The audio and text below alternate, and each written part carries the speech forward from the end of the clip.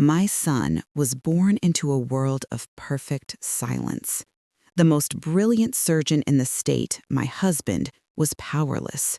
Every test, every expert, every cutting-edge procedure confirmed it. His hearing was gone forever. We had resigned ourselves to that heartbreaking reality. We were learning sign language, preparing for a life where I would never hear my own child call me mom. Then, one utterly ordinary Tuesday, it all changed. The hospital janitor, a quiet man we barely noticed, entered our lives. He didn't bring a medical device or a miracle drug. He brought something ancient, something wrapped in simple, worn cloth, something that hummed with a quiet, impossible energy. He asked to place it near my sleeping son's crib for just a moment. What happened next defies every law of modern medicine. My name is Clara, and I am a nurse who witnessed a miracle that science will never be able to explain. The days leading up to that Tuesday were painted in shades of gray I hadn't known existed. Our home, once filled with the hopeful anticipation of new parents, had become a library of silence, a place where we communicated through exaggerated smiles and the frantic, graceful dance of our hands learning a new language. My husband, Thomas, was a fortress of stoic despair. I'd watch him come home from long, grueling surgeries where he held the power to mend broken bodies and save lives, only to stand for hours over our son Lucas's crib, his shoulders slumped in a defeat I'd never seen in him before. He was a man who fixed things, a master of the tangible, the logical, the proven. Lucas's condition was a lock for which he held no key, a diagnosis written in stone by every colleague he respected. I remember one evening he was practicing the sign for I love you in the mirror, his surgeon's fingers so steady and precise in the operating room, fumbling clumsily with the unfamiliar shape. The raw, helpless look in his eyes when he caught me watching shattered what was left of my heart. We were drowning in a sea of medical journals and second opinions, each one a wave pushing us further from the shore of hope. My own world as a nurse in the same hospital was a strange parallel universe. I spent my shifts surrounded by the constant, reassuring symphony of modern medicine, the steady beep of heart monitors, the hushed, professional chatter of the nursing station, the squeak of gurney wheels on polished floors. It was a world of protocols and predictable outcomes, of medications with known side effects and procedures with established success rates. Yet, when my shift ended and I walked the long, gleaming corridors to the parking lot, I was leaving that world of answers for a home built on a foundation of unanswerable questions. The irony was a bitter pill to swallow. I could help strangers navigate their health crises, offering comfort and clinical care, but I couldn't do the one thing I desperately wanted for my own child. I felt like a fraud in my own scrubs. Lucas, our beautiful boy, was the silent sun around which our universe orbited. He had his father's intense, dark eyes, and they missed nothing. He was a perceptive, joyful baby, his laughter a silent, breathy exhalation that we felt more than heard. He would watch our mouths with a fascinating intensity when we tried to speak to him, his little brow furrowed as if he was trying to solve the great mystery of the moving lips. We had filled his nursery with every toy recommended for sensory development, toys with bright, blinking lights and toys that vibrated. We would clap our hands loudly behind his head, drop heavy books on the floor, hoping for even a flinch, a blink, any involuntary response to sound. Nothing. The silence that followed our desperate attempts was louder and more crushing than any noise could ever be. We had begun the process of accepting it, of channeling our love into this new, quiet reality. We were enrolling in more advanced ASL classes, connecting with the deaf community, and slowly, painfully, packing away the dream of hearing his voice. The hospital itself was a character in our story, a sprawling brick and glass institution that was Thomas's kingdom and my second home. It was a place of stark contrasts, the brilliant, fluorescent-lit hallways of the surgical wing versus the older, slightly worn-down corridors of the administrative and long-term care wards. It was in one of these older wings that I occasionally crossed paths with the janitor, Matthew. He was a man who seemed to be a part of the hospital's very architecture, quiet and unobtrusive as the worn linoleum floors he mopped. He was probably in his late 60s, with a kind, weathered face and hands that were rough and capable. We'd exchange polite, silent nods in the hallway. Sometimes I'd see him talking gently to a distressed elderly patient, his calm presence having a more soothing effect than any sedative I could administer. I remember thinking once that he possessed a deep, unspoken wisdom, the kind that isn't found in textbooks. But in the grand, hectic scheme of our lives and our focused despair, he was part of the background, a kind-faced extra in the drama of our lives. I had no idea that this quiet man who moved through the hospital with the humility of someone who knew his place was to serve and not to be seen, held a secret that would challenge everything we thought we knew about healing. The day of the Tuesday that would cleave my life into a before and an after began with a profound sense of exhaustion that seemed to have seeped into my very bones. I had just finished a double shift, my body moving through the familiar motions of patient care while my mind remained 1,000 miles away, trapped in the silent nursery at home. The walk to the parking garage felt longer than usual, the fluorescent lights humming a monotonous, lonely tune. It was there, in that sterile, concrete space, that I saw Matthew. He wasn't just passing by, he was waiting, leaning gently against his cleaning cart, as if he had all the time in the world. His eyes, usually cast downward, met mine with a startling directness, and in them I saw not pity, but a deep, unsettling knowing. He didn't offer the usual polite nod. Instead, he took a small step forward, and in a voice so soft it was almost carried away by the ventilation system, he said, "Señora Clara, I see the heavy weight you carry, the silence in your heart for your boy." His words, so simple and yet so precise, stole the air from my lungs. How could this man, this quiet keeper of the halls, know the private, agonizing landscape of my grief? My professional skepticism as a nurse flared for a brief second, a defense mechanism against the raw vulnerability his words exposed. But the genuine compassion in his weathered face disarmed me completely. I was too tired, too stripped bare by hope and despair to offer anything but a slow, weary nod, my eyes welling with tears I had been too proud to shed in the bright public light of the hospital corridors.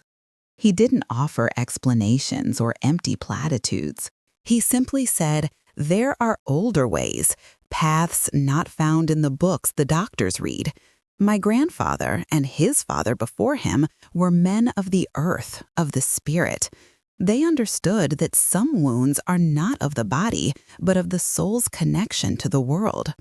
He spoke of a small, sacred object, a stone from a river that had run dry generations ago, a stone that had been prayed over and imbued with an intention for healing by his ancestors. It wasn't a magic trick or replacement for medicine, he insisted. It was a key, a conduit for a different kind of energy, one that modern science had forgotten how to measure. My rational mind, the part of me that lived and breathed clinical evidence, screamed in protest. This was superstition, the kind of thing we dismissed as folklore. But the other part of me, the mother, whose heart was a raw, open wound, listened. This was the first crack in the solid wall of our despair, a tiny, impossible sliver of light in our pitch-black reality. He asked for nothing but a chance, a single moment to place this wrapped stone near my son while he slept. The risk seemed not existent. It was just a stone. Yet the potential, the terrifying, beautiful potential of it, felt immense. Driving home, my hands were trembling on the steering wheel. The conflict within me was a raging storm. How would I even begin to explain this to Thomas, my husband, the man of science? The master of the scalpel and the MRI? He would see it as an act of desperation, a betrayal of everything we stood for as medical professionals. He would call it a delusion, and a part of me feared he would be right. I walked into our house, the silence now feeling different, charged with a new, anxious energy. Thomas was in the living room, staring blankly at a medical journal, his glasses perched on the end of his nose. Lucas was sleeping peacefully in his crib, his chest rising and falling in a gentle, steady rhythm. I stood in the doorway of the nursery, watching him, and the memory of Matthew's calm, certain eyes flooded back to me.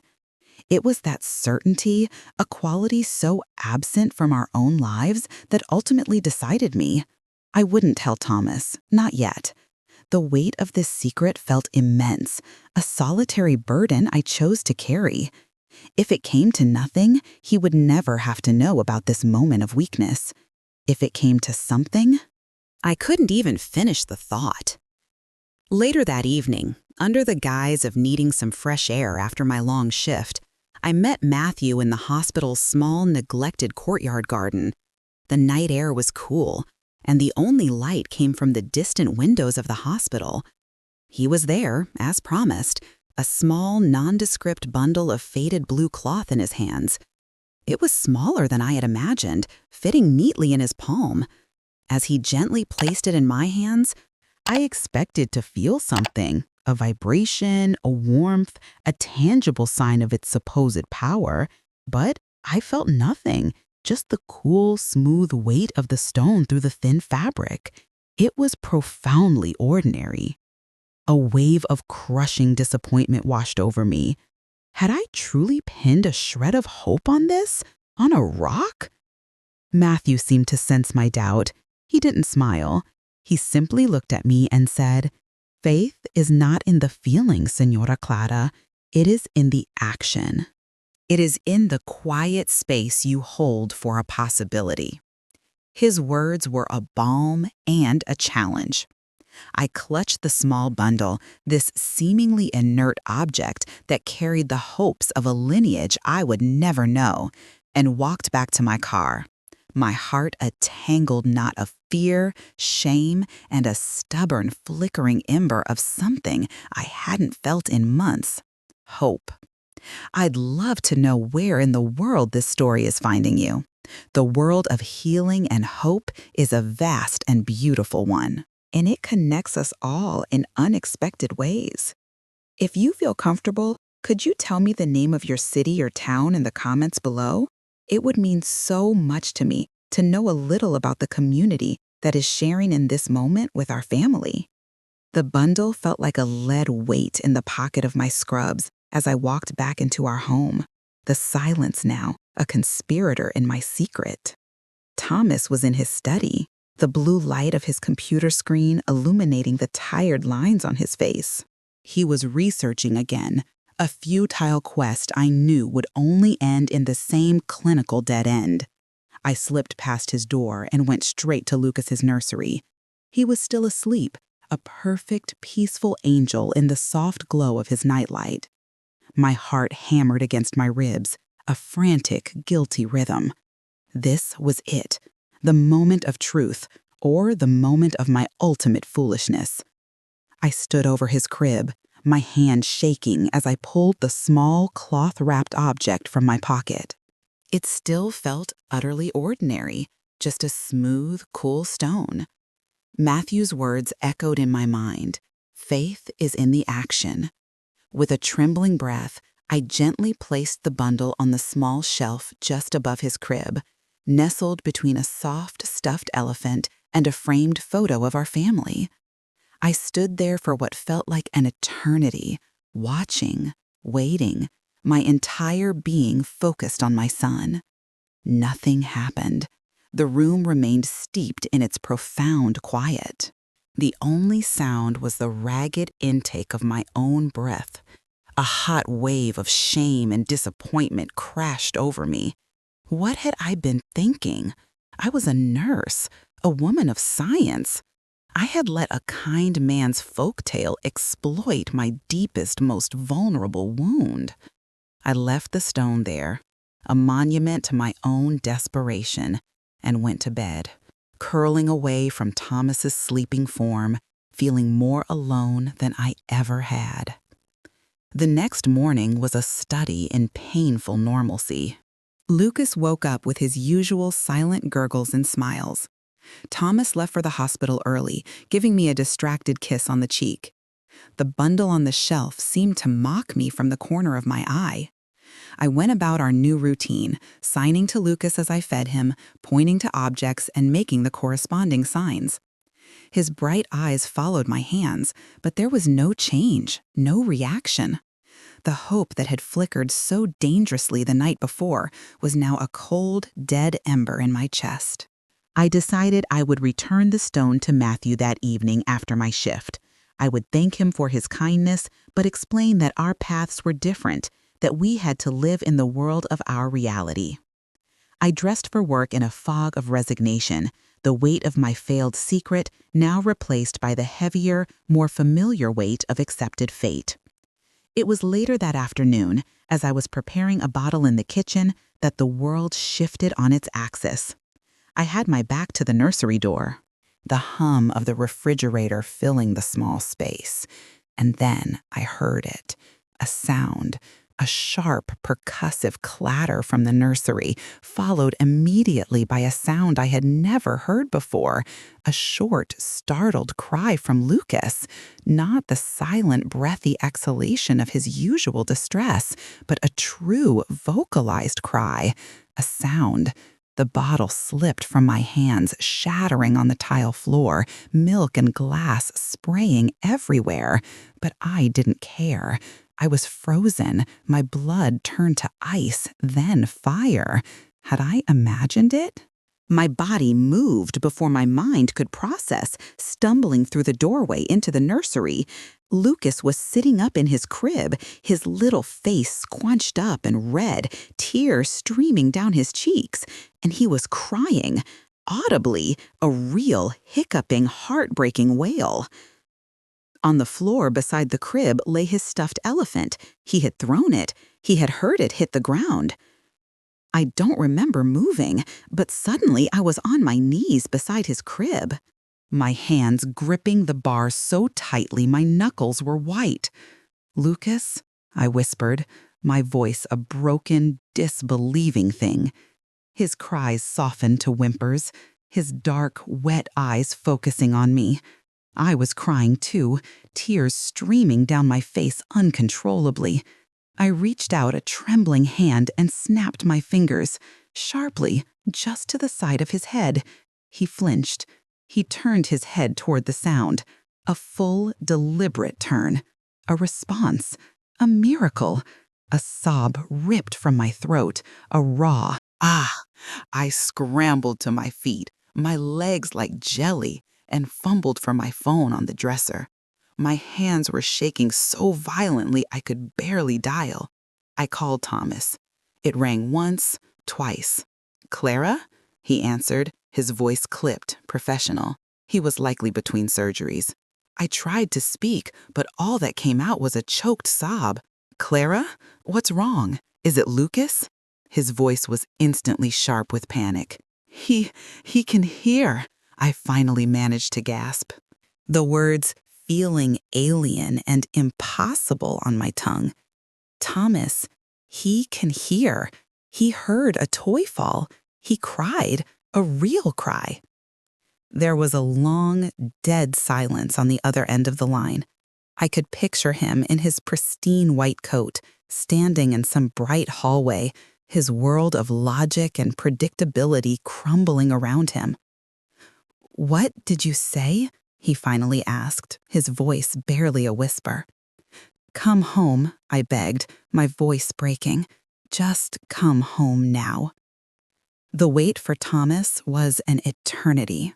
I sat on the floor of the nursery, holding Lucas tightly against my chest, rocking him back and forth. He had calmed down, his breathing evening out, but his eyes were wide, alert, taking in the world as if for the first time. I whispered to him. I sang a lullaby my own mother had sung to me, a song whose words he had never known. He didn't react to the song, not directly, but he nestled his head against my shoulder, soothed by the vibration in my chest. I kept looking at the bundle on the shelf. It no longer looked ordinary. It seemed to pulse with a quiet, profound energy, a silent witness to the impossible it had just wrought. This was no longer a story of desperation. It was a story of a miracle, and I was the only one who knew its source. When I heard Thomas's key in the front door, my heart leapt into my throat. His footsteps were rapid, heavy on the hardwood floor. He appeared in the nursery doorway, his face pale, his tie loosened. He didn't say a word. He just stood there. His eyes fixed on Lucas, then on me, his expression a turbulent sea of confusion, fear, and a desperate, fragile hope. The conflict was no longer just about our son's deafness.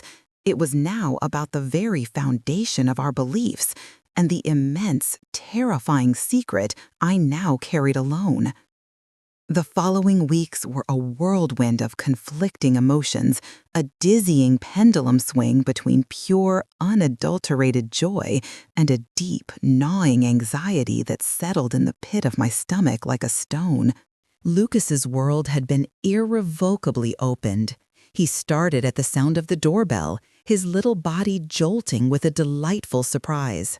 He would turn his head, his eyes wide with curiosity, at the whistle of the kettle or the crinkle of a paper bag. Every new reaction was a miracle that sent fresh tears to my eyes. Thomas was a man transformed, his stoic despair replaced by a kind of frantic, bewildered euphoria. He spent hours with Lucas, conducting his own impromptu auditory tests. Snapping his fingers, jingling keys, calling his name in a voice thick with emotion. "He can hear, Clara," he'd say to me over and over, his face alight with a wonder I hadn't seen since before Lucas was born. "It's a medical anomaly, a spontaneous remission. We have to document this. We have to run every test again." And that was where the shadow fell over my heart. His scientific mind, re-engaged and triumphant, was now the greatest threat to the fragile truth I carried. The tests began. We were back in the same sterile, soundproof rooms, surrounded by the same expensive beeping equipment. But this time, the results were profoundly different. The audiogram showed near-perfect hearing. The specialists, the same men and women who had signed the definitive diagnosis, were baffled. They scratched their heads, used words like unprecedented and medically inexplicable. They wanted to study him, to write papers, to understand the mechanism behind this reversal.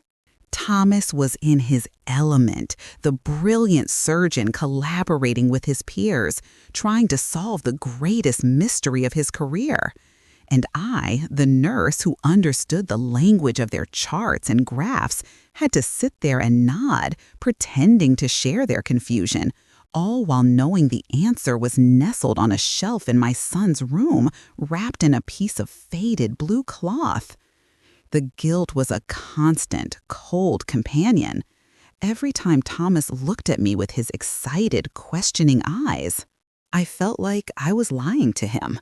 Our marriage, which had been built on a foundation of shared hardship, was now fractured by a secret I couldn't share. The complication wasn't just the lie, it was the fear of what the truth would do to him. Thomas's entire identity was built upon the bedrock of empirical evidence, He believed in the tangible, the provable, the peer-reviewed. To tell him that our son's healing came from an ancient stone blessed by a janitor's ancestors would be to shatter his worldview. He wouldn't see a miracle. He would see madness. He would think I had lost my mind from the stress, or worse, that I had endangered our son with some dangerous superstition. I imagined the look of disbelief, then pity, then perhaps even disgust in his eyes. The man who had stood by me through our darkest days might look at me as if I were a stranger. So I buried the truth deeper, the weight of it making my smiles feel brittle and my laughter forced. I became an actress in my own life, performing the role of the grateful, bewildered mother, while inside I was terrified. My encounters with Matthew at the hospital became brief, silent affairs. I would see him mopping a floor or emptying a trash bin, and our eyes would meet for a fleeting second. There was no "I told you so" in his gaze, only a deep, serene knowing that felt both comforting and accusatory. He never asked for the stone back. He never mentioned it again. It was as if his role was simply to be the conduit, and his work was done. But my work was just beginning. The stone remained on the shelf, and I found myself drawn to it, not as an object of worship, but as a terrifying source of power I didn't understand. What if its effects were temporary? What if it had unintended consequences? My nursing mind raced with horrible possibilities. Had it truly healed him? Or had it just switched something on? Were there side effects to a spiritual cure? Every time Lucas had a normal baby cough or a slight fever, my first panicked thought was of the stone. Had it done this? I was living in a state of constant, low-grade terror, waiting for the other shoe to drop, for the miracle to reveal a hidden cost. The greatest challenge came during a family dinner with Thomas's parents. They were overjoyed, celebrating their grandson's recovery with tears and laughter. "It's a miracle from God," his mother declared, holding Lucas tightly. Thomas, sitting across from me, nodded thoughtfully. "It's a miracle of the human body, Mom," he corrected gently. "We may never understand the mechanism, but it's a natural, if rare, phenomenon." His eyes met mine over the table, seeking confirmation, a partner in his rational explanation. "Isn't that right, Clara?" In that moment, the two worlds I was straddling, the world of science and the world of the spirit, collided with a deafening internal crash. I felt like a traitor to both. I managed a weak smile and a nod, my throat too tight to speak.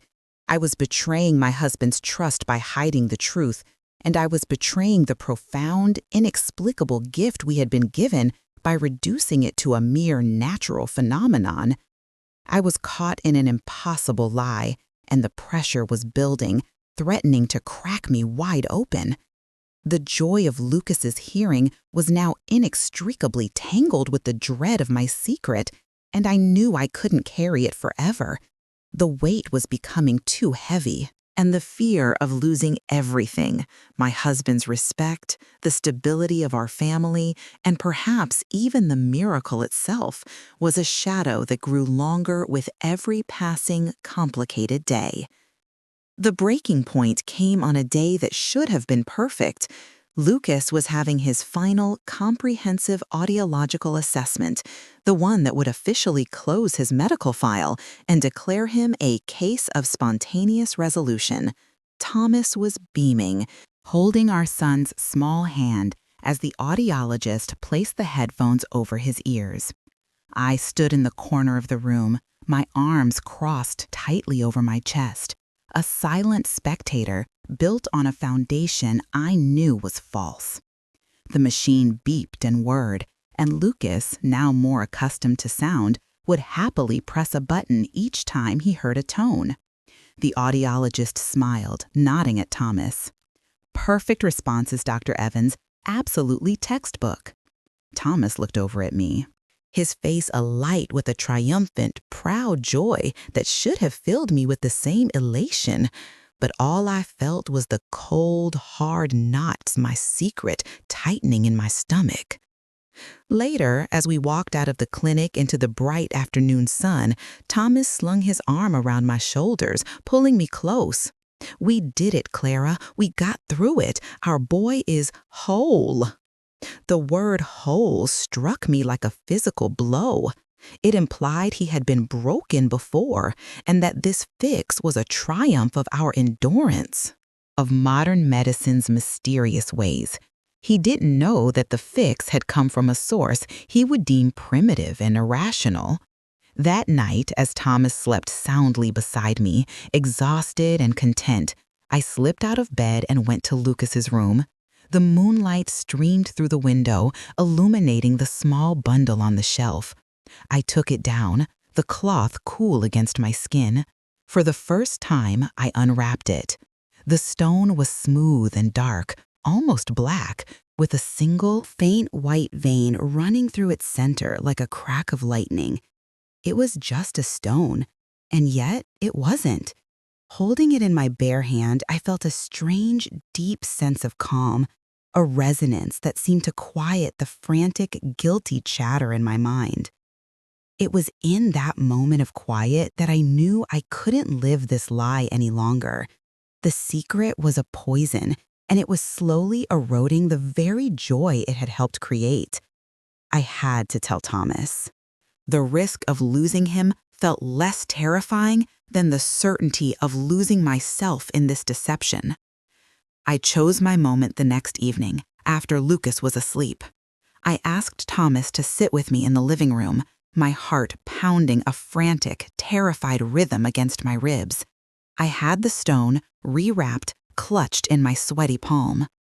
"Thomas," I began, my voice trembling, "there's something I need to tell you about Lucas's hearing." He looked up from his phone, his expression immediately shifting from casual to concerned. "What is it? Is something wrong? Did the audiologist call?"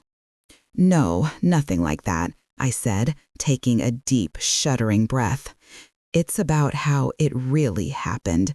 And then I told him everything, starting with my exhaustion in the parking garage, my conversation with Matthew, the ancient stone, the lineage of his family, my secret trip to the courtyard, and my desperate, faithless act of placing it on the shelf.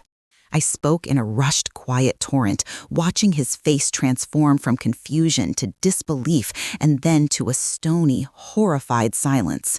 When I finished, I held out the small bundle in my open palm, a silent offering of the truth. The silence that followed was more profound than any we had ever experienced with Lucas. It was a heavy, suffocating void.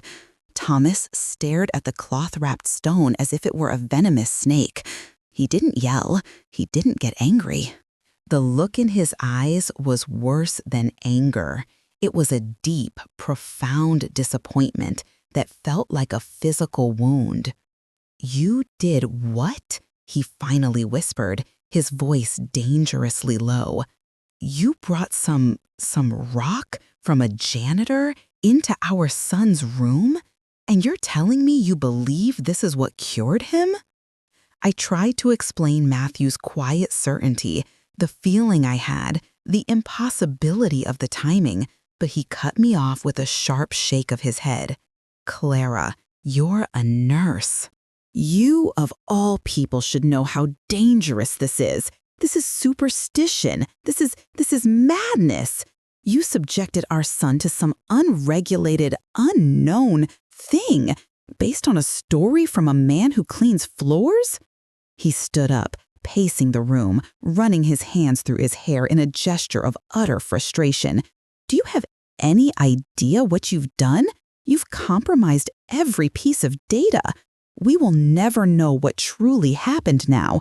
Was it a delayed neural development? A misdiagnosis from the start? We'll never know because you introduced this variable." He pointed a trembling finger at the stone in my hand. "That variable is why our son can hear. I cried out, my own composure breaking. "You can call it whatever you want, Thomas, but you cannot explain it.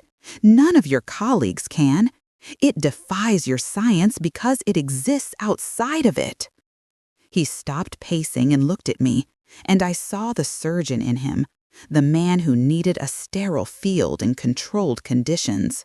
"I can't believe I'm hearing this from you," he said, his voice cracking with emotion. "I thought we were a team. I thought we faced this together, but you went behind my back. You kept this from me for weeks. You let me celebrate, you let me research, you let me make a fool of myself in front of my colleagues, all while you knew it was because of some magical rock." The word magical was a weapon, and it hit its mark. "It's not magic, Thomas," I said, my voice barely a whisper. Tears streaming down my face. "It's something else, something older, something I don't understand, but I can't deny what happened." "What I can't deny," he shot back, his voice cold and final, "is that my wife, the person I trust most in this world, hid a fundamental truth from me. You didn't trust me. You didn't trust our world, our life's work." He looked from my tear-streaked face to the stone in my hand, and then he walked out of the room. The sound of the front door closing a moment later was the loudest, most devastating sound I had ever heard. I was left alone in the silence, clutching the source of our miracle, which had now become the source of our destruction. The two most powerful forces in my life, my love for my son and my love for my husband, were now at war, and I was the battlefield. If this story has touched your heart, if you've ever experienced a moment where faith and reason collided in your own life, I would be so honored if you joined our community here. Please consider subscribing to the channel. Every one of your subscriptions feels like a hand held out in support, a reminder that we are not alone in our struggles. And if you have a story of your own, a moment of unexpected healing, a leap of faith, or a personal miracle that defies explanation, I would love to hear it. Please share a little of your own journey in the comments below. Your story might be the very thing someone else needs to hear today. The days that followed Thomas's departure were a hollow, aching silence, far deeper than Lucas's deafness had ever been. The house felt like a tomb, each room echoing with the ghost of our shattered partnership. I moved through my duties as a mother and a nurse like an automaton, my heart a raw, exposed nerve. Lucas, sensitive to the new, tense energy in the home, became clingy and fussy. His newfound hearing, now attuned to the absence of his father's voice and the sound of my quiet, constant weeping. I kept the stone, now a symbol of both miracle and ruin, hidden in my bedside drawer, its presence a constant, painful reminder of the impossible choice I had been forced to make. I didn't hear from Thomas for 3 agonizing days. No calls, no texts. It was as if he had vanished from the face of the earth, leaving me to drown in a sea of regret and loneliness.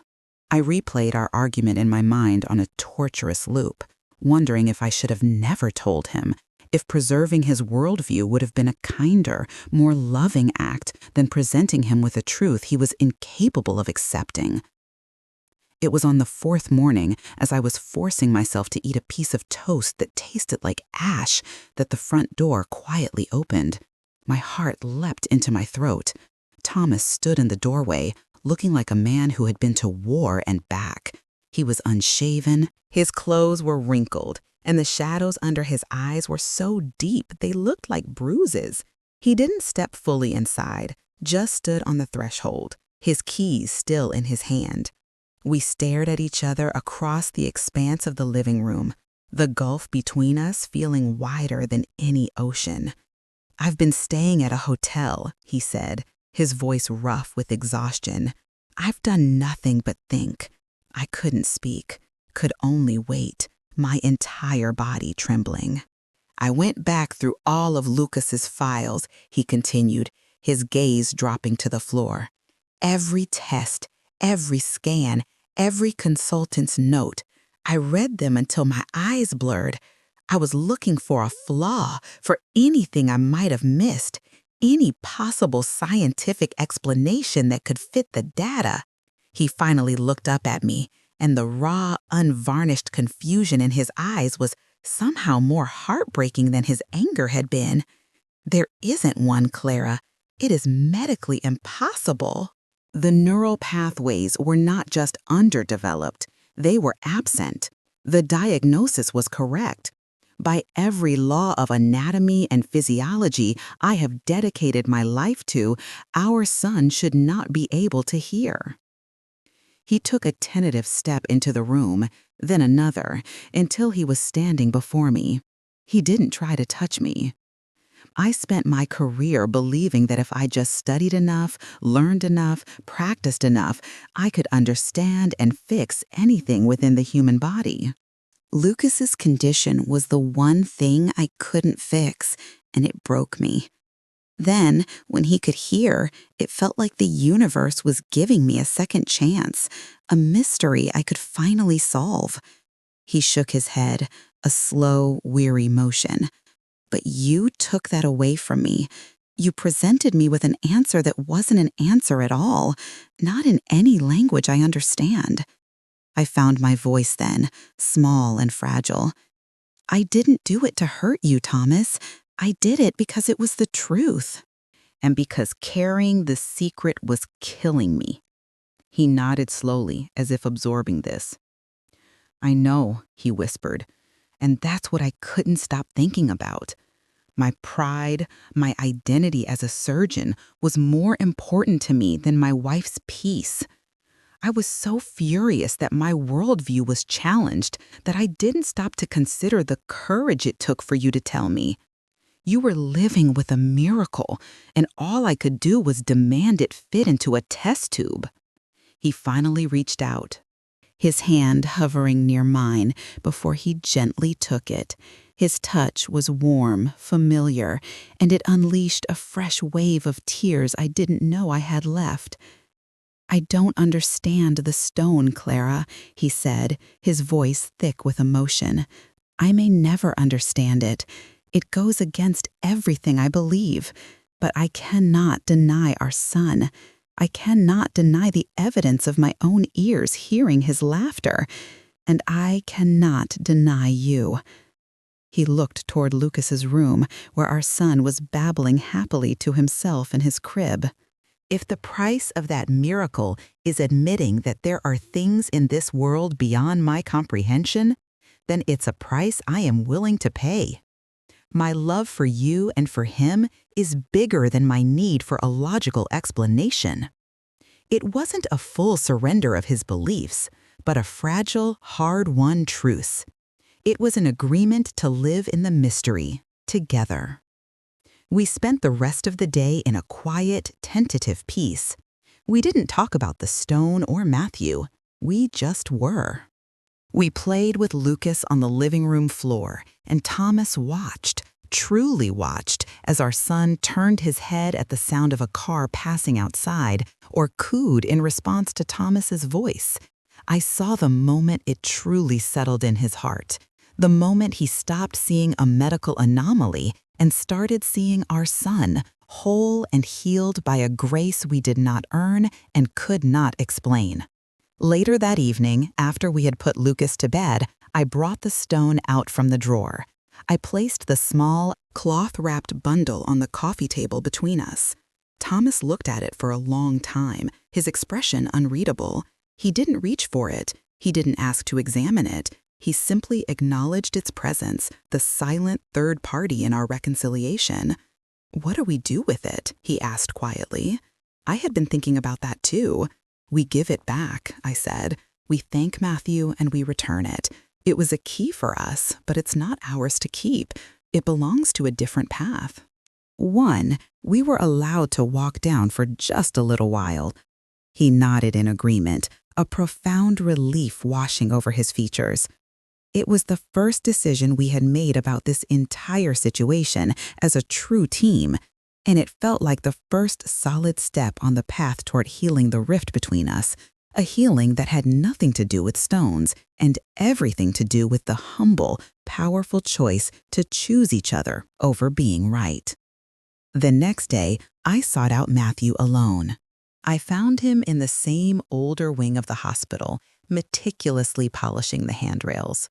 He looked up as I approached, his serene eyes holding no surprise, only a deep, abiding peace. I held out the small bundle to him. "Thank you," I said, my voice thick with an emotion I couldn't name, gratitude, reverence, and a touch of sorrow for the return of this profound mystery to its keeper.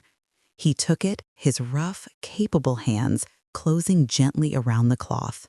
He didn't put it in his pocket. He simply held it, as if feeling its energy, or perhaps feeling the echo of our story now imprinted upon it. "It was not the stone that healed, Señora Clara," he said, his voice as soft and steady as ever. "The stone is just a vessel, a focus. It is like a lens that helps to concentrate the sunlight. The true healing came from the love that created a space for it to work. Your love for your son was the sun. My faith was the lens. Together, we focused a light into his silence." His words settled something deep within me, finally providing a framework for the impossible that felt more true than any scientific theory ever could. He had not given us a magic cure. He had offered us a key to unlock a door we didn't know existed, a door that could only be opened from the inside by the force of our own desperate, loving hope. He nodded once, a silent blessing, and returned to his work.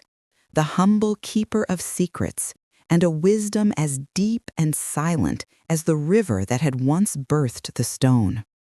Returning the stone felt like completing a sacred cycle. The weight of its power and the burden of its secret lifted from my shoulders, leaving behind not emptiness, but a profound and quiet clarity. The truce between Thomas and me slowly, tenderly solidified into a new kind of partnership, one built on a foundation that could now accommodate mystery.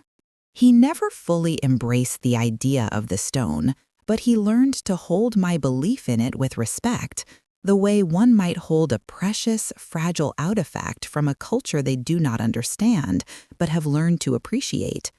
He stopped trying to solve Lucas's healing and started simply celebrating it. The medical journals were put away, and in their place came storybooks, which he would read aloud to Lucas every night. His voice filled with a wonder that had nothing to do with diagnosis and everything to do with the simple, miraculous act of a father sharing a story with his son who could now hear it. Our home, once a library of silence, was now filled with a new symphony. The sound of Thomas's deep, steady voice, Lucas's delighted babbling and infectious giggles, and the soft, comfortable sounds of a family finally at peace, not because we had all the answers, but because we had finally learned to live joyfully within the questions. I learned that a miracle is not an event that breaks the laws of nature, but rather one that reveals a deeper set of laws we have not yet learned to quantify. My journey from a nurse who trusted only clinical evidence to a woman who had witnessed the inexplicable taught me that science and spirit are not enemies. They are simply two different languages attempting to describe the same profound mystery of existence. One uses scalpels and scanners to explore the intricate map of the body, while the other uses faith and intention to navigate the uncharted territory of the soul. One is not more valid than the other. They are both necessary to see the whole picture. Our son's healing was the point where these two maps overlapped, creating a landmark so startling it forced us to expand the very borders of our understanding. I no longer see Matthew as just a janitor, but as a different kind of healer. a practitioner of an ancient oral tradition of medicine that treats the spirit as the primary source of wellness. And I no longer see Thomas as just a surgeon, but as a man of immense courage who was willing to lay down the weapons of his intellect and choose love over logic when it mattered most. Lucas is now a vibrant, chatty little boy whose world is a constant exploration of sound. He loves the rain pattering on the roof, the crinkle of wrapping paper, and the simple melody of his favorite songs. He calls me Mommy with a clarity that still sometimes brings me to my knees with gratitude. He adores his father, and the two of them share a bond that was forged in the fires of despair and tempered by a miracle. Thomas and I sometimes look at each other over his head as he plays, and in that shared glance is the memory of everything we lost and everything we gained.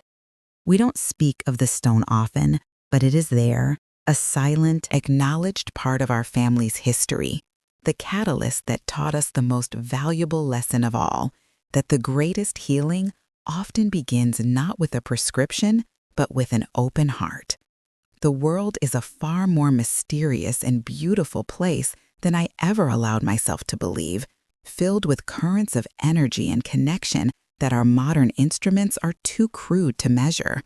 I still work as a nurse, and I still believe in the power of medicine, but I now work with a new humility, knowing that for every ailment we can cure with a pill, there are 1,000 more that require a different kind of remedy, a kind word, a held hand, a moment of true connection, the simple, courageous act of holding a space for hope when all evidence suggests there is none. Our story is not just about a boy who regained his hearing. It is about a family who learned to listen to each other, to the quiet whispers of the world, and to the profound, silent language of the heart. And that, in the end, was the real miracle.